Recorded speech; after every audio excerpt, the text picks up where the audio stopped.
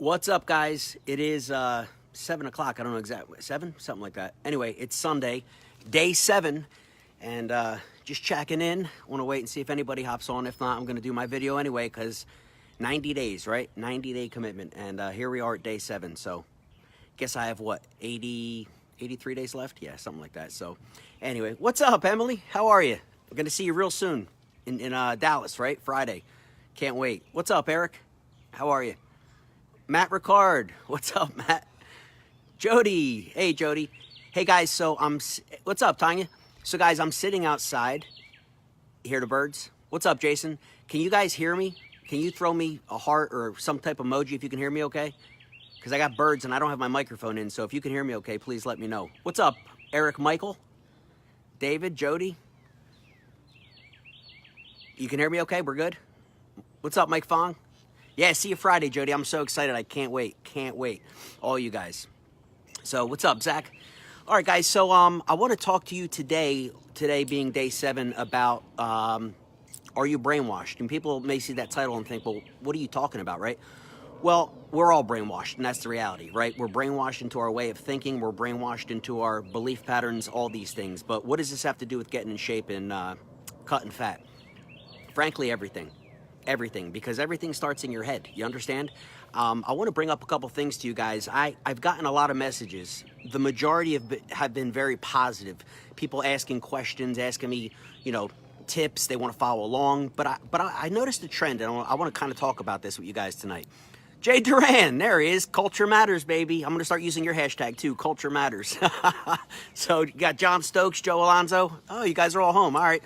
So what I was saying, guys, is that today's day 7, and I want to talk to you about mindset and being brainwashed, because the reality is I've gotten quite a few messages since I started this journey 7 days ago, and people have been shocking in their own disbelief in themselves. Nobody said anything about me. Oh, Brian, you can do it, but I don't know if I can. Oh, you do intermittent fasting? That means you don't eat till 1 in the afternoon? I could never do that. Okay. Oh, you mean that you're on this keto type thing and you're not eating any carbs? You mean you're not eating any bread? You're Italian. You're not eating any pasta? I could never do that. How do you do it? Oh, you mean you quit drinking alcohol? You're not going to drink any alcohol for 90 days? I could never do that. Over and over and over and over, people telling me what they couldn't do, how they couldn't do that. So they've literally defeated themselves before they even begin. Think about that. And I guess it's no different, guys. In all the years that I was coaching and mentoring in the world of real estate investing, I ran across this a lot. And one of the things that I've always tried to teach my students in real estate was, if you're going to be a good real estate investor, if you want to get to the top, you have to work on your mind. You have to work on your mindset. Anybody could learn the mathematics of how to flip a house, guys. Anybody could learn the details of rehabbing a house, marketing for a house, flipping it for a profit. I mean, people do it every day. But if you want to become the best, if you want to get to the top, you got to set yourself apart from everybody else. And what's the way to do that? It's up here, guys. It's your mind. And some of you may be listening to this and think, that's crazy. Hey, listen, some of you know exactly what I'm talking about. Your mindset is critical. It's critical. And I'm reading a book I want to share with you guys. I'm actually listening to the audiobook, but it's so damn good that I literally went out today and bought the actual book. Have you guys heard of this? This is called Can't Hurt Me by a guy by the name of David Goggins. And let me tell you something. He's known as the world's strongest man. And I don't mean a strongman contest lifting up, containers. I mean mentally strong. He's the world's toughest man. He's gotten so many titles. He's the #1 New York Times bestseller. This guy is a beast. I don't know if you can see the picture in the background. He used to weigh 300 pounds. He came from a background which he's gone through things that the average person would have rolled over and died, guys, or ended up some drug addict. He became a Navy SEAL. And just I'm only on chapter 4 of the audiobook, and it's blowing my mind. Guys, you have to get this. Can't Hurt Me by David Goggins. Jay Duran, have you read that one yet? David is a mental monster. Yeah, dude, this guy is a beast. And so I went out today, and I bought a copy for me and my triplets, my 3 16-year-old boys. I bought each of them a copy of this book. And I said, here's what we're going to do. You got 30 days to read this book. And I bought them a journal. I want you to give me a little summary at the end of each chapter to make sure I know they read it. And there's an exercise at the end of each chapter so you can take an action step on becoming mentally strong. I said, you guys read this book, use this journal. I got them each a little journal. I want you to give me a little summary, and I want you to do the action step at the end. Do this in 30 days. I'm going to give you $100 cash. I'll give you a $100 bill. Now, some of you may say that's crazy. You know what? if I could sow a seed of $100 and they could get a fraction of the concepts that they're going to learn about being mentally strong, it's something they can carry with them the rest of their life. You can't put a price on that. You know what I'm saying? And I probably should have started encouraging them to read like Caleb Maddox. You guys ever heard of Caleb Maddox? His father, since he was like 6 years old, would pay him $20 for every book he would read. People say, oh, you're crazy. The kid is a national celebrity today. I think he's like 17 years old in the world of motivational speaking and mindset. He's a published author. He's a multimillionaire because his dad started instilling the values and a strong mindset into a young boy. And I think that's the problem. Most of us, myself included, weren't raised that way. We didn't have parents to teach us these things. We didn't have parents, God bless them, that read books like this. So you can't give somebody something you don't have, right?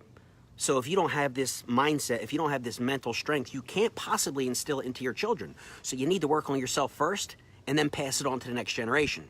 Like I said, regret is a thing in the past because I can't go back and change it, but they're 16 now, they're still in their formative years, they're young men, and I'm going to be instilling this into them effective immediately, and it starts with this book. So I was very excited about that, you know, but it all kind of came up with the whole, again, the messaging I received from so many people, guys, who just don't believe in themselves. And I honestly think that most people are just beat down. I think people are beat down in life. I think they're beat down with their jobs. Most people, they don't like what they do. Think about it. Tomorrow's Monday morning. How many people tonight are suffering from the Sunday night blues? They don't want to get up tomorrow and do what they got to do. They have to. They have a family and bills and a mortgage. They got to pay the bills. They got to live life. But they truly don't want to wake up and do what they do. And guys, I'm even talking about self-employed people. I'm even talking about people that are entrepreneurs. Maybe they're in a business they just got tired of and they're bored of it. And it's just a grind now. Most people aren't living with a passion for life. Most people aren't living with a zeal for life. And that's why most of our society is dead. That's why most of our society are alcoholics. Because people are looking for that escape. They're looking for this, bring something to their life to numb the pain. You understand? To me, I'd never want to live that way. I've always been an overachiever. I've always tried to go to the top of whatever I'm doing. And I'm hoping the best that I can instill these things in my kids. But the one thing, when I was dying of cancer, stage 4 terminal cancer at 18 years old, guys, I was in the hospital, in and out for a year, literally. The surgeries, the chemotherapy, the whole thing, sometimes for a month at a time. And one of my initial mentors, when I was a little kid, 18 years old, a very young man, taught me the habit of reading books. He gave me Dale Carnegie, right? How to Win Friends and Influence People. Napoleon Hill, Think and Grow Rich. Psycho-Cybernetics. All these crazy books. I never heard of these people before. The family I grew up from, again, God bless them, they didn't read books like this. They couldn't teach me to read books like this. And so I started my reading habit as a very young man, positive mental attitude, books like this, and I've kept with it my whole life. Now, I've really taken a liking recently to audiobooks because it's so easy to listen to a book at the gym or, you know, driving down the road or whatever. But the point being, it's something that I've always done. You know, and people have always said, oh, Brian, you know, you've always been successful. Everything you do, real estate, this, the gel, you always go right to the top. What do you think? I have a silver spoon? You think I have some like magical power? Guys, I've been working on myself since I'm 18 years old. Working on what? Working on my mindset, working on my communication skills, working on my persuasion. Well, in a bad way? No. Meaning, we're all persuading people, right? Grant Book has an awesome book. It's called Sell or Be Sold. Unbelievable book. There's another one for you, okay? But the point is you're either selling or you're being sold with your spouse, with your kids, with your boss. What is selling? It's persuading someone to your way of thinking. It's getting someone to agree with your way of thinking. Now, if you're a business person, if you're an entrepreneur, you have a product, you have a service that you believe in, which is very important, by the way, you're convicted about it, your ability to share that and persuade others to your way of thinking is going to do what? It's going to help you be successful. Not in a fraudulent way, but in an authentic way. Let's use that word, okay? So anyway, I just wanted to share a few things with you guys today. I think it's critical. I know it is, and most people don't talk about it. Most people don't. Okay, looks like dinner's ready, so I guess I do have to end this up. In Italian, she just said, hey, Brian, dinner's ready. But anyway, oh, great dinner tonight. She made it. So we got some wild-caught Alaskan halibut. She coated it in coconut flour, right? Not real flour. Browned it in the pan with a little bit of olive oil and garlic.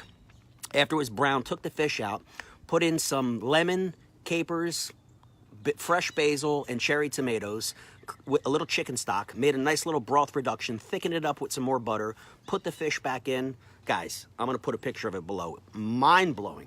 No carbs, high protein, high fat because of the sauce, and it's a perfect meal. So If you're gonna eat, you can eat clean and enjoy it. People think, well, you're eating this way, and they hear I'm leaning more towards the keto way, and they're like, oh, what do you eat? Bacon and eggs all day? No, dude. I'm not like, that's not what keto is. How about avocado? How's about coconut oil? How's about all these other healthy fats, right? Olive oil. So olives in general, eat olives. So there's so many different ways that you can kind of go keto, low carb, and make it enjoyable. The dinner I'm having tonight with this fish is phenomenal, right?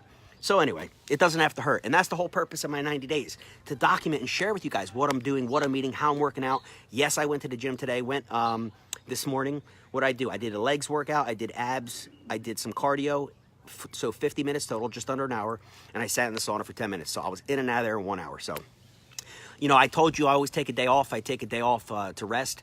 Not this time. These 90 days, I'm going 7 days a week. I'm going 90 days. I will never make a day where I don't sweat through a shirt. I will do cardio. I will lift weights. I will do 7 days a week from now until my wedding, okay? No breaks. No cheat days. No days off on the diet.